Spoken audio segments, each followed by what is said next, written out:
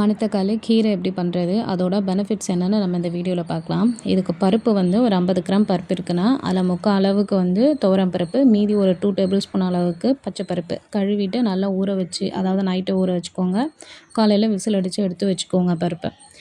இப்போ இதில் வந்து 1 டேபிள் ஸ்பூன் அளவுக்கு எண்ணெய் விட்டுருக்கேன். 1/2 டேபிள் ஸ்பூன் அளவுக்கு நெய்.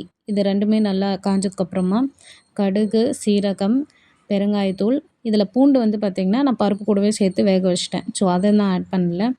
அப்புறம் பெருங்காயத்தூள் சேர்த்ததுக்கப்புறமா நீளமாக இல்லை உங்கள் விருப்பப்படி நீங்கள் வெங்காயம் எப்படி வேணாலும் சேர்த்துக்கலாம். வெங்காயம், பச்சை மிளகா, காஞ்ச மிளகா சேர்த்து வதக்கிடுங்க. தக்காளி போட்டதுக்கப்புறமா மஞ்சள் தூள், உப்பு சேர்த்து மூடி வச்சுடுங்க நல்லா சாஃப்ட் ஆகட்டும்னு.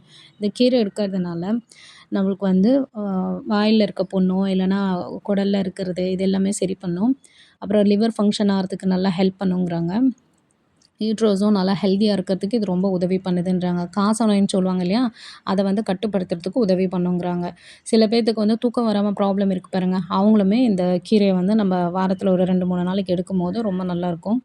அப்புறம் இதிலே வந்து நான் ஒரு 1 டீஸ்பூன் அளவுக்கு மிளகாய் தூள் சேர்த்திருக்கேன். தனி மிளகாய் தூள் சேர்த்துட்டு ஒரு 2 நிமிஷம் வதக்கினதுக்கப்புறமா நீங்கள் வந்து இந்த பருப்பு வச்சுருக்கீங்களே அதை நல்லா கடைஞ்சிட்டு அது கூட சேர்த்துடுங்க.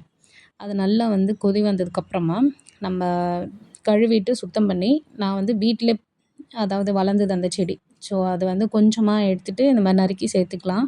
நீங்கள் கடையிறதா இருந்தாக்கா நீங்கள் நிறைய கீரை கட்டாக வாங்கும்போது கடைஞ்சிக்கோங்க.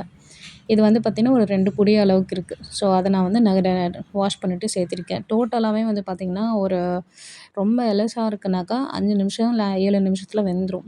நல்லா முத்தின கீரையாக இருந்ததுன்னா கண்டிப்பாக 10 நிமிஷம் தேவைப்படும். மூடக்கூடாது. இப்படிவே ஓப்பன் பேன்லேயே வச்சு நீங்கள் கொதிக்க வச்சிங்கன்னா ஒரு அரவுண்ட் 8 to 10 மினிட்ஸில் இது நல்லாவே குக் ஆகிடும். சைடில் எண்ணெய் பிரிஞ்சு வரும். அதுக்கப்புறமா நீங்கள் எடுத்து நீங்கள் யூஸ் பண்ணுங்கள். இது சிம்மில் வச்சு இந்த கீரையை வேக வைங்க. சரிங்களா? ஸோ இதை எடுக்கிறதுனால நம்ம ஸ்கின்னுக்கு ரொம்ப ஹெல்த்தியாக இருக்கும். ஸோ கண்டிப்பாக ட்ரை பண்ணுங்கள். Thank you.